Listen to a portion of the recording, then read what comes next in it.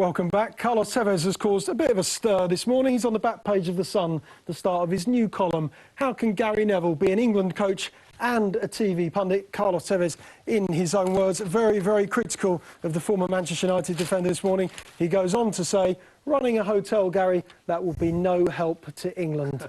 Jason, why has he chosen this moment? Manchester City play this afternoon, but why has he chosen this moment in time, just before an international break, to criticise Gary Neville? Sounds like he wants to settle a few scores there. It's a long-running saga. It's a good old-fashioned spat between Tevez and his former teammate that obviously goes back a couple of years. It shows he doesn't forget, does he? Because no, obviously in his first... it's 2 years old, this dispute, isn't it? And also inside he has a go at Graham Souness, who obviously criticised him when of that incident in Bayern Munich. He talks about Graham Souness being a failed manager. So if this is the start of what Tevez is going to be talking about, it could be quite spicy, couldn't it, in terms of settling a few scores at the very least. Well, he's the co-commentator this afternoon as well at Manchester City against Tottenham, Graham Souness. So I'm sure we'll see that what he will have back. his say. Sorry, Gary Neville is rather than Graham. Yeah.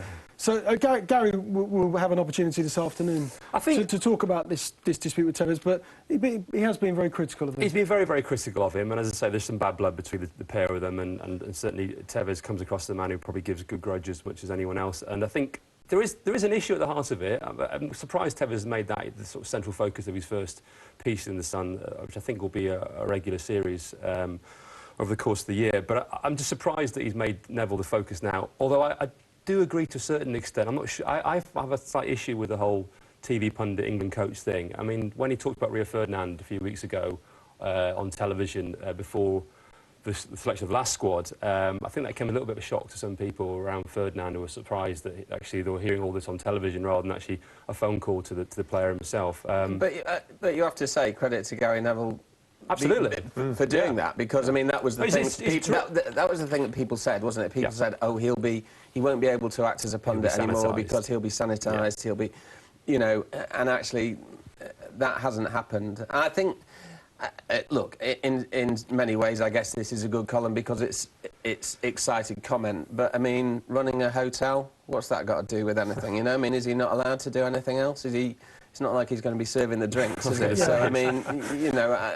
He makes the point that, could you imagine Spain, Italy, Argentina, Brazil employing a coach who is also a well-known and highly respected TV pundit? I think you probably could imagine that, yeah. I could.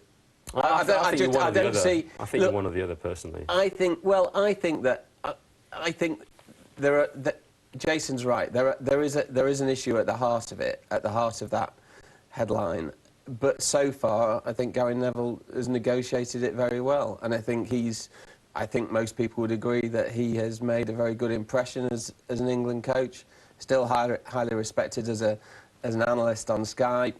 So far, no problem. If it turns into an issue, then deal with it when it does. So far, it hasn't. No, so far it hasn't. What about Mancini at the moment? Because you were at the game against Ajax. Tevez' manager. He looked as though he was suffering. The strain, perhaps the relationship with some of his players during that game and after that game as well. His post-match press conference was pretty feisty and fiery affair as well. It was feisty, but it was, I mean, you were there too. I thought it was enjoyable, actually. I quite like Mancini's style. I like the way that he comes back. I thought that exchange that he had with you, we were talking, weren't we, about I thought you'd bring it up. Why he spoke to the... No, I thought it was an interesting exchange, and at least he gives some back. I think probably it was unwise for him to go marching onto the pitch to confront the referee at the end. And I'm sure he is feeling the pressure. I think the Champions League, City's failure to fire in the Champions League is a problem. And I think, you know, they're in an incredibly tough group, but nevertheless, having gone out of the group stage last year, I think everybody was hoping that there would be progress of some sort, at least, you know, move through to the last 16. Now, I say it's an incredibly tough group, but I think even though Ajax played some terrific football in the first half, you would expect City to beat Ajax at home, and I think that is an issue for Mancini, and that will put pressure on him. Dave, why can't they translate their brilliant form from last season in the Premier League when they went on to win it to the Champions League? Because they've got players with Champions League pedigree in that team. Well, as he well. had an excuse for that, didn't he? I was at West Ham last week when we spoke to him after the game, and he said, "Look at Chelsea. You know, it took them 10 years to win it, and they won it with luck." you know, I don't know if it's a valid point. You'd expect them at least to get out the group stage, so that sort of argument does fall down a bit. Bit unlucky last season with 10 points, not to get out the group Absolutely, stage. and this year, something isn't quite right with some of the players, is it? Some of the players aren't performing, and Balotelli is a massive issue, isn't it? He always seems to me like a problem child who, you know, that he kind of loves but hates in the same instance. And he perhaps should just sort of kick the child out and replace him with someone else, because there's a big issue there with some of the players. It just doesn't seem right. You get that feeling, don't you? You know, Balotelli walks off and he uses a four-letter word as he's coming off at him, and he sits behind him, and we could all see him mouthing off. I mean, that is not good, is it? You keep waiting for that kind of for Balotelli to mature, really. And I thought, I don't mean that. I know that sounds incredibly patronising. We may be waiting a long time, but I mean, I thought some of his performances in the Euros were absolutely terrific. And I thought that maybe he's going to come back as a more mature player with more confidence in himself. But that issue between him and Mancini seems to have endured, doesn't it? Yeah. I mean, there's clearly... Well, Prandelli seemed to deal with him very well in the Euros, didn't he? It was either you sort of conform to what I want or you're out, basically. Yeah. He wants to be the centre of attention. There's pictures in the Sunday newspapers this morning. He's now got a camouflaged car. Yeah, that's right. He will always be the centre of attention, won't he? These kind of things, do they help or hinder, Dave? They hinder. I thought it was also, going back to the West Ham game, if I may, Balotelli missed a clear chance. Normally they focus on the manager, and he shows a little bit of disappointment. And Mancini's face, it was like utter disgust at the miss, you know, the really easy chance he had. But obviously, the manager has got to be God, and when you've got a player who's acting like a God, you're going to be in trouble, aren't you? And we all like Balotelli, from our point of view, don't we? Because it's great to have a character like that to write about, but I think he must be an absolute nightmare. And when you're trying to have authority, to have someone like Balotelli undermine it must be terrible. It seems to me it's not the happiest of squads, frankly. They've been quite honest about it. You look at, you know, Joe Hart, I think, has been upset by some of those comments that Mancini came out with earlier in the season. I think that's still festering a little bit. I think some of the other players aren't massively happy. Maybe it's just a product of actually achieving, you know, winning the Premier League title last season. You've got a big, expensively assembled squad earning big money, a lot of big egos as well as big talent there. And maybe it's a little bit of like after the Lord May show, having won it last season, that they're trying to sort of not quite sure where they're going to go now as a team. You know, like the team seems a little bit of a state of flux. And that's the rhythm of the newspapers as well at the moment, because there are stories saying that he's staying, which means he's got the opportunity to sell Mario Balotelli back to Inter Milan in the January transfer window. Dzeko out and Falcao in. And then if you turn attentions to some of the other newspapers, not only the Sunday newspapers this week, but other papers this week, that Mancini is on his way. If you look what's happening at the club, obviously Begiristain has now arrived. They've got Soriano, the new chief executive. There's changing the structure and where the backroom, the executive is organised. Brian Marwood is now going off to do another job. Brian Marwood was the focus of a lot of Mancini's discontent for quite a long time. He called him out on several occasions, didn't he? It was the failure to sign Robin van Persie. That didn't go down particularly well back in Abu Dhabi. He doesn't need to become as personal as that, but it was his frustration. He's now got Begiristain and Soriano. Everyone obviously is looking at that and thinking, look at their background, look where they've come from, look who they worked with previously, and we know that Pep Guardiola wants a job next summer. So there is some pressure on Mancini. He's not stupid. He'll realise that, you know, he has to sort of try and rally and deliver, and he'll want to sort of try and reshape the squad as well. He certainly does want to sign Falcao, but he can't sign him without moving somebody on. Yeah, who doesn't? Exactly. They all want Falcao. Everyone wants Falcao. They do. I've got some column ideas for Carlos Tevez next week, because Gary Neville's column in the Mail on Sunday, he says that Manchester City are still searching for their own identity.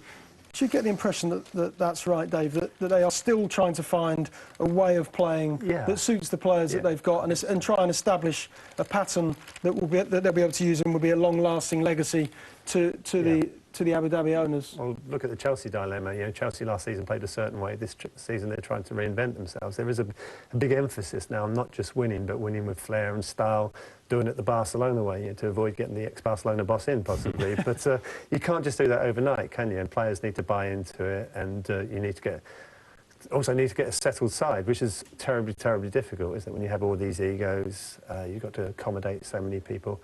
But that may be a point. But one thing we must say, they're still unbeaten in the league. You know, OK, they've drawn a lot of games, but that should surely count. They're the last unbeaten team in the Premier League. That should surely count to something, shouldn't it? You know, so they're not doing terribly. In Europe, obviously not doing well, but in the league, let's put some perspective on them. The reigning champions, they're unbeaten. They've got some issues, but not so long ago, Arsenal's defence was amazing, and now it's appalling. Interesting management style as well, Mancini. In this day and age where there's more consensual kind of management because the players have so much power, Mancini, I think, is one of the last who really doesn't seem to care about whether the players like him. And in fact, as you were saying, there seems to be quite a lot of discontent actually amongst the players about his management style. But he doesn't care. And I thought he was wrong to criticise Joe Hart after what Joe Hart said. But he is happy to trample over egos. But last week, Ollie, he talked about a lack of respect among journalists for what he's achieved at that football club, having won the FA Cup, having won the Premier League, the Community Shield at the start of the season. But while he's so abrasive, while he is this kind of character, and while he has the issues with certain players in that dressing room, it's going to be hard to be popular because they're so newsworthy.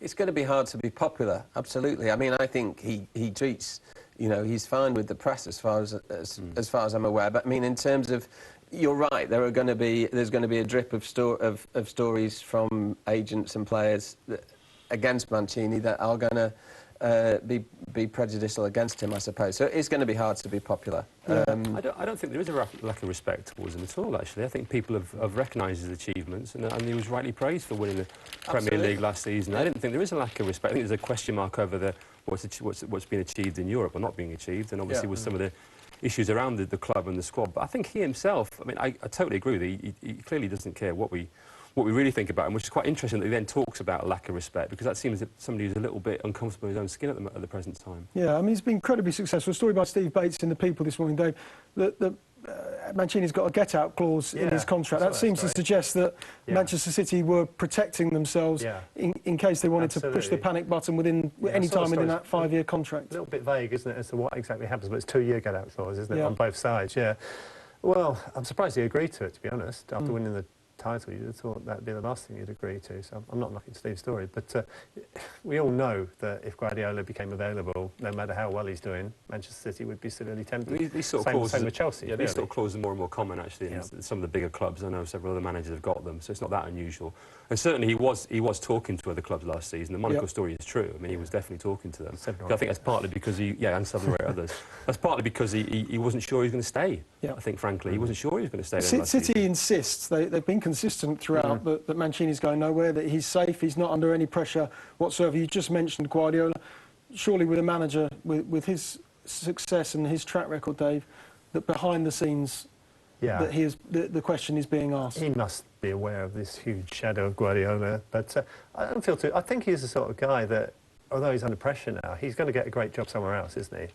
So you might as well just carry on, be like he is, quite strident, quite abrasive, play the game your way, pick the team your way, and I'm not going to lose any sleep over the guy's future, because he's got a great future. Maybe it's at Man City, but there'll be several clubs in Italy, won't there, straight away. Guardiola's like a sort of ghost lingering over quite a lot of clubs, isn't he? I mean, you've written about Chelsea. The other one, which is an obvious thought, is slightly more controversial, I suppose, is Manchester United. I mean, if you're Manchester United, this is a whole new subject, but if you're Manchester United, you're David Gill, Guardiola's available, it's a once in 5 or 10 year opportunity. Do you act now? And he'll probably only manage once in England, won't he, Guardiola? It'll be one club for a sustained period of time. It's a massive call to make because that's the call about when you think Sir Alex Ferguson is coming to the end of the road. And to be fair to Sir Alex Ferguson, Manchester United are still right at the top of the tree. So what will be interesting, Ollie, will be whether, if one club starts getting close to Guardiola, what will another club do? Will, for example, if it looked like there might be a change at City, possibly, then will Chelsea allow that to happen? Will they just sit there and watch it happen? I'm not sure they would, because Di Matteo's contract is a 2-year contract, but there's a break clause at the end of this season. So I'm not saying that Di Matteo is going to be sort of out of a job or anything, or that Mancini is. And to be fair to City, they don't want to keep chopping and changes. They've looked at Chelsea and the number of managers they've had over the last 10 years. They don't want to do that. They want continuity as a club. They want to grow the club. And obviously, all the stuff they're doing off the field is fantastic, and they've got a really good model going there. But will they or somebody else allow Guardiola to walk into another club? That'll be the interesting thing. It will be. Well, we know he's back next season, that's for sure. But where, we don't know yet. OK, Jack's back. He's in the England squad